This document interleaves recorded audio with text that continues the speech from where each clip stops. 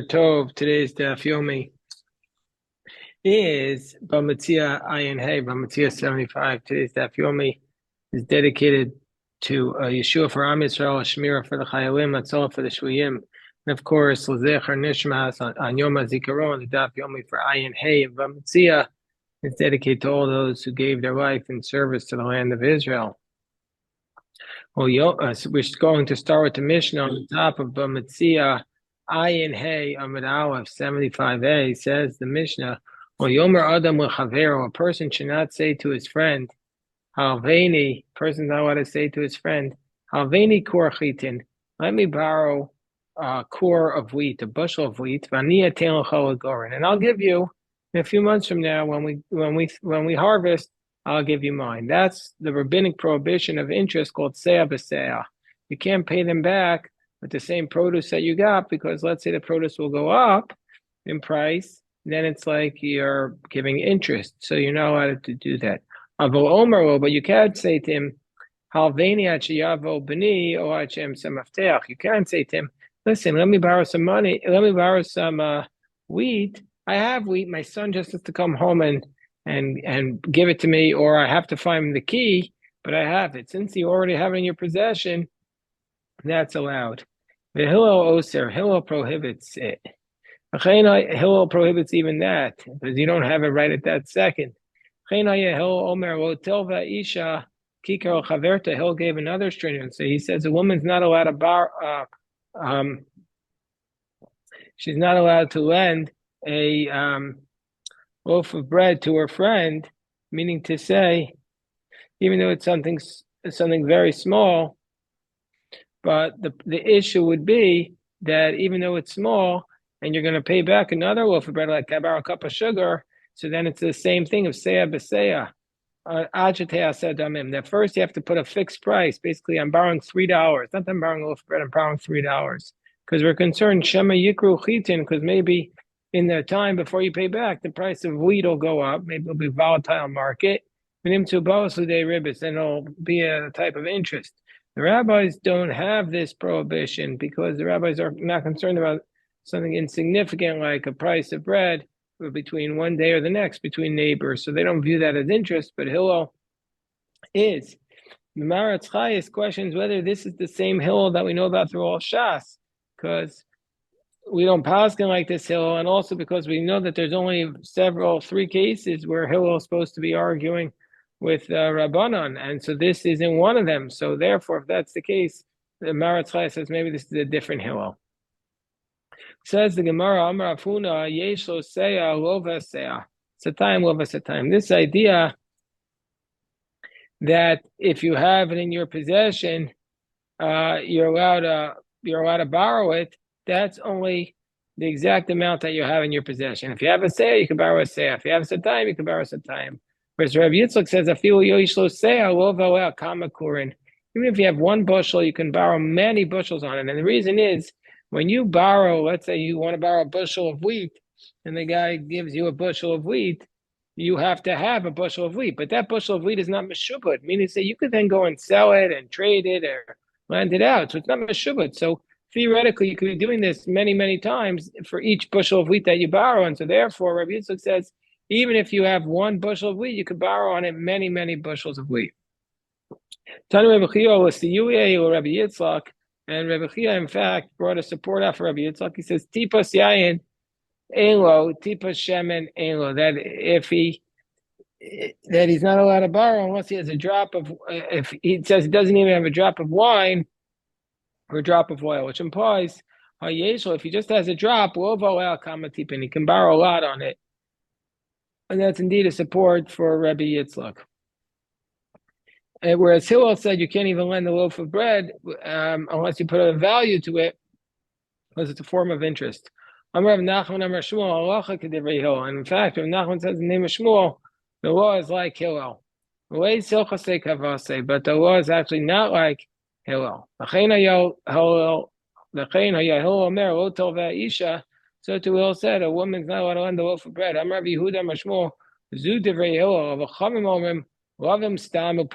Chachamim allow you. We see that they argue with Hillel. The Chachamim say you can borrow and pay back this loaf of bread, and you don't have to put it into a value. You don't have to put it into a value. So the Gemara now says, Amar Rav Yehuda Mashmuel, B'necha Bura Makpidin Zalzeh. So these people in the group, the Velt, they have like this group, what's a bunch of business guys, they travel together, but they're all very nitpicking on each other. And they make sure, oh, you took this, I'll pay it back. Like they're very precise. Well, guess what? If they're like that on Shabbos, they're going to be in violation of many prohibitions. Over Mishum Mida, Mishum Mishko, Mishum Minyan, Mishum Lov and Uparam Biyom Tov. That on Yontif, if they're being very precise, they're going to be in violation of measuring. You know how to measure things, you know how to weigh things, you know how to count things up exactly, and you know how to, and you're also going to be in violation of interest. Meaning to say there's a prohibition of measuring on Shabbos, Boven upon that you know how to borrow and lend on Shabbos, and according to Hillel, they're also a violation of Mishum Ribbis, also because of interest. So what's the problem with measuring on Shabbos or Yontif? That the problem is that it's a form of that it might come to writing, so you know how to be measuring or precise in that manner. So Rav Yehuda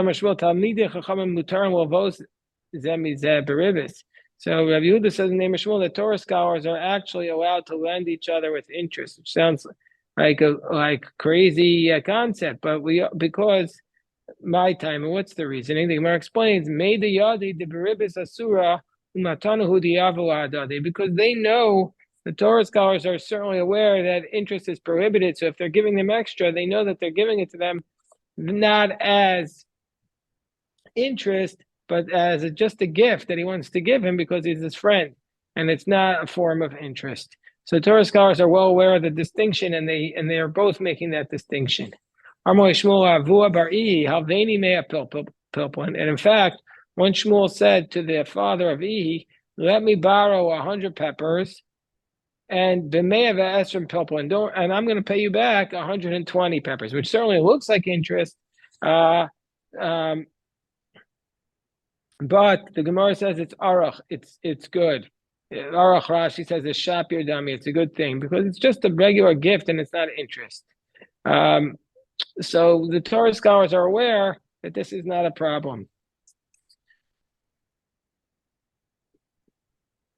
Ramban explains that he did this because that's the way to give him honor. He said, I'm not going to sit there counting you exactly the number of peppers, but I'm going to make sure that I don't give you less. And so,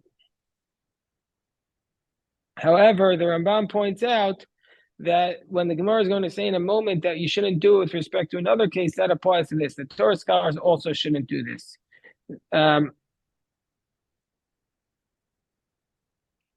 Okay, so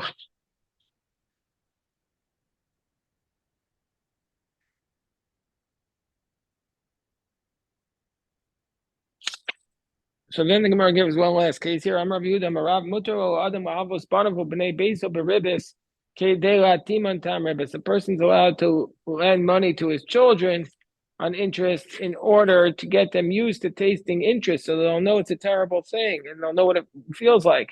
Commentaries here also say that we're talking about with his own money, so it's not really interest because he gave them $50 of his own, and now they're on their own. They want to borrow more, so he says, "Pay me back interest from that money." So it's all his money. But anyway, the Gemara says, "Lav mil." So you shouldn't do this because then they're going to get used to it. It's not appropriate.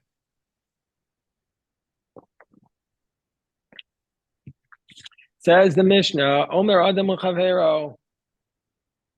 A person's allowed to say to his friend, Nachei Shimi v'Nachei Shimcha. You weed for me one day, I'll weed for you the next day. Ador imi v'ador imcha. You dig it out for me today, and I'll dig it out for you tomorrow. That's okay. Even though the price of labor might fluctuate, we don't have to be concerned that it's going to be interest. But but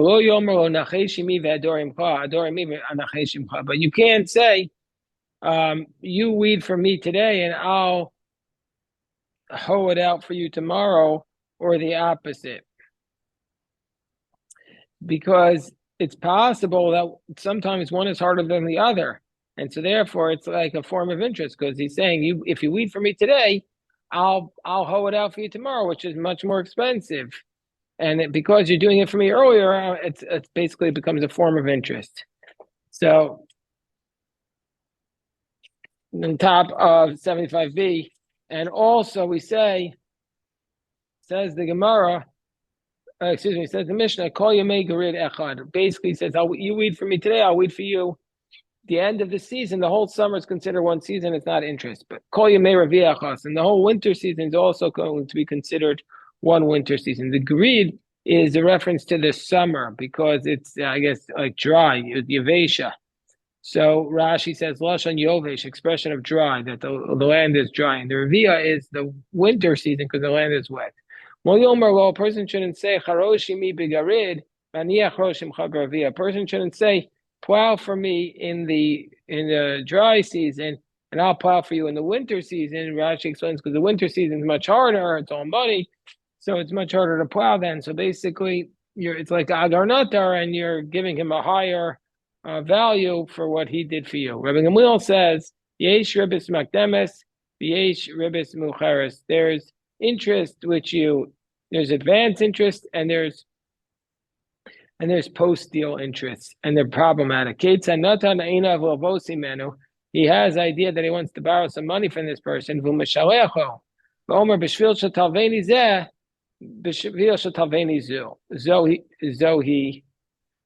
ribis mukdemes.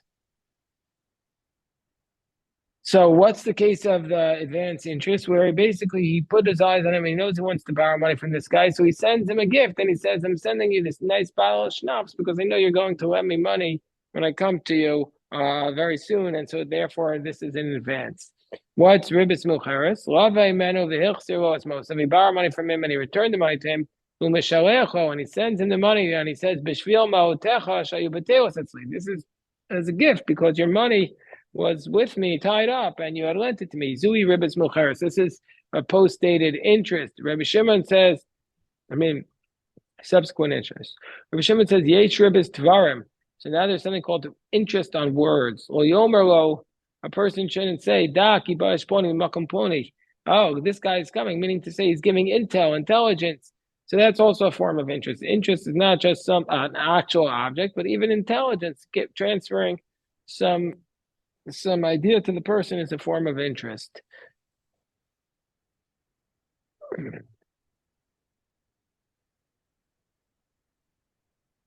Over and below say these are the people who are in violation of a prohibition from the Torah of interest. Hamalva, the lender, Alova, the borrower, Arev, the guarantor, Va'edim, the witnesses, V'chacham Momrim, Afa Sofer, also the scribe. All these people are over him. They're in violation of Mishum Lositain, that you're not allowed to, as Kaspachalo Litinlo Beneshech, you're not allowed to give him money at interest, and also because of Altikach, it says in the verse Altikach Meito Neshech Vitarbis, I take from him interest, and also Lo Cielo Kinoshe, you're not allowed to be upon him like a bite.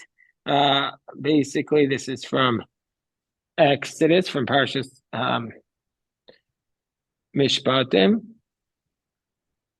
And also it states, Votisimuno of Neshech, it states in the Pasuk, that same Pasuk, you're not allowed to place a bite upon him. We had in last week's parasha, now allowed to put a stumbling block.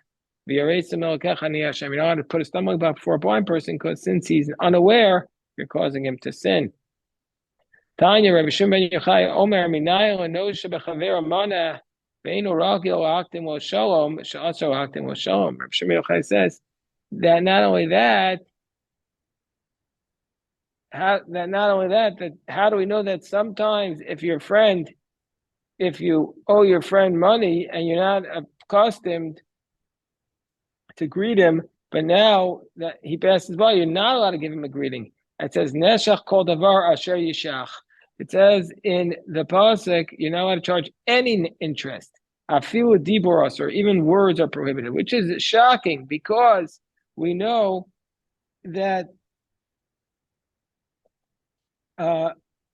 that generally speaking, it's a mitzvah to give a greeting to somebody. So therefore, here we're saying that you're not allowed to do it, so we're preventing you from doing a mitzvah. So what's the exact circumstance that we're talking about? So the implication here, according to the commentaries, is that perhaps you've already greeted him several times, and so therefore you can't do it excessively. But the Tosefta says, he's never in the past asked how you're doing. The borrower has never asked how the lender is doing. And now he's trying to do it. So let's say he did it one time before, and so now he just wants to do it a second time. So that's a machokas amongst the Rishonim. So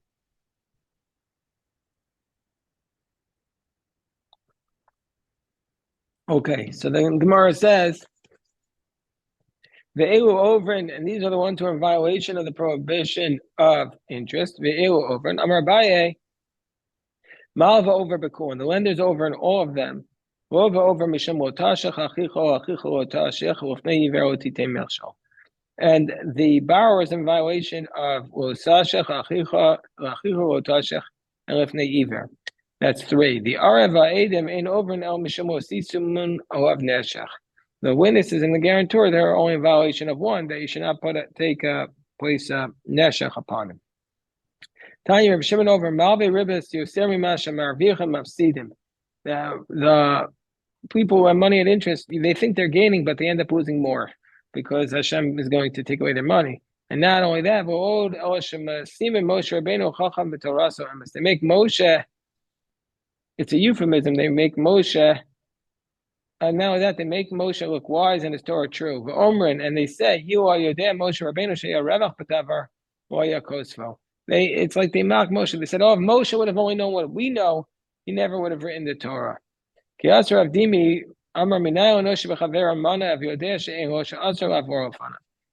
we know that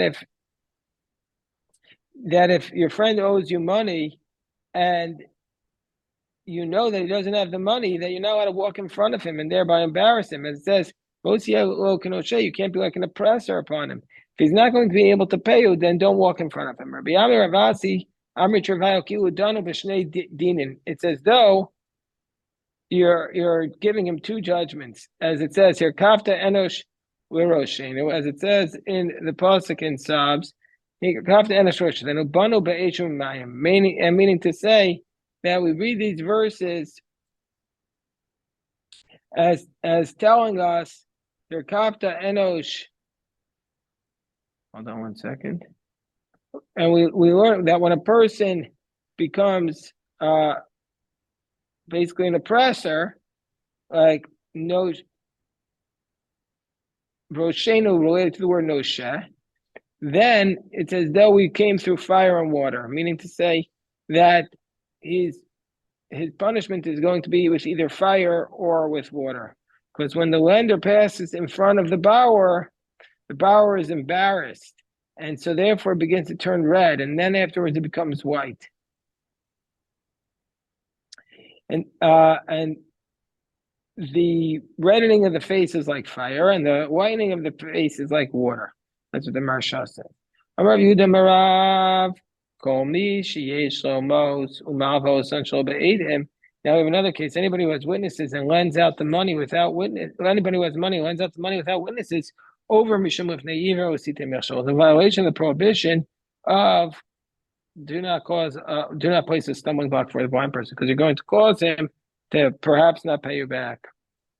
V'reish Lakish Amar Goram Kol, and he causes himself to be cursed, as it states in the pasuk in Tehillim, Te'al Lamna Sifsei Sheker, let the lips that are saying falsehoods be muted. Hadovros al Tzadik Atak, we speak about an ancient righteous man. So how does this mean? Meaning to say that if you don't have the money, if somebody forgot that they owe you money and you accuse them, then people are going to say that the accuser is lying, and they're going to curse the accuser. So the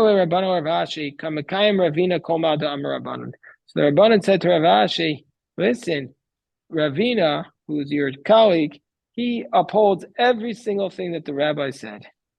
So Rav Ashi says, let's test him out. So Rav Ashi sent him a message one Friday afternoon.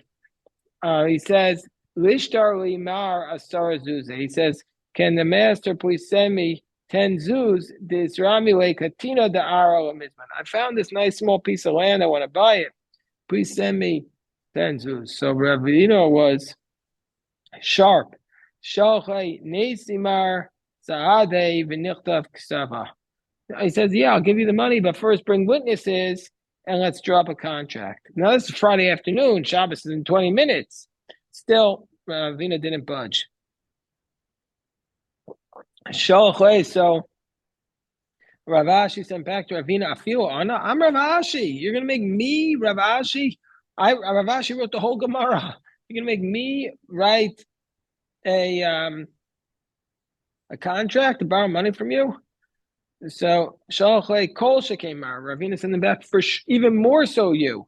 The Tarad Begirsa, because you're always studying Torah, Mishtui. So therefore you're going to forget this ever happened. Vigora Kola me, and therefore it's going to cause me to be cursed. So if you're a rabbi, sometimes rabbis say it apply even to me. How much more so does it apply to you because you're a Torah scholar? That how much more so do we have to be concerned that you do everything right? So this was one time my friend, his father was a rabbi, and he told me that his father was driving, and the cop pulled him over for speeding. And so he says to the cop, well, I'm a rabbi. And the cop said, oh, if you're a rabbi, I'm going to give you an even bigger ticket because you should have known, have all this responsibility. How much more so should you have known not to be speeding? Tana Rabbanan, Shlosha Tzalakin, Ve'ina Nanan. He says, there are... No, this was many years ago. So he says there are 3 people who scream out, and they have only themselves to blame. They cry out to the courts aren't going to listen. Be'elain, these are the 3 people who cause their own problems. Mishi yeshlo mos umalvos anshlo beidim. Somebody who has money who entered without witnesses. Well, that's your fault. Number 2, hakona adon latzmo, somebody who acquires his own master. And number 3, Misha Ishto Moshel Salav. So number 3 is somebody whose wife is bossing him around. Number 1 is pretty self-explanatory. We just talked about a person who lends money without witnesses. Well, that's your own fault. Number 3, where the wife is dominating him. Again, you don't like it. That's your problem. You're the one who built the relationship that way. And what does it mean to be kona adon la'atz? What does it mean to be acquiring a master for himself? What does that mean? So the Gemara says, Mahi, what does that mean? Gemara gives several answers. Some say that it's a wealthy man, and anytime they ask him for money, he says, oh, it's not my money. I owe this amount of money to the non-Jew. But guess what? The non-Jew heard that, and heard you say it in front of witnesses, and now he goes to the court. You have only yourself to blame. Alternatively, somebody who gives all his money to his children while he's still alive, and then the children don't do what he wants. That's the second problem. That's again your problem. He's having bad luck in one city, and he could have changed his luck by going to a different city, but he wasn't willing to do that. All these is his own fault. We'll return to this beautiful chapter called Ezu Neshach. So, take any questions.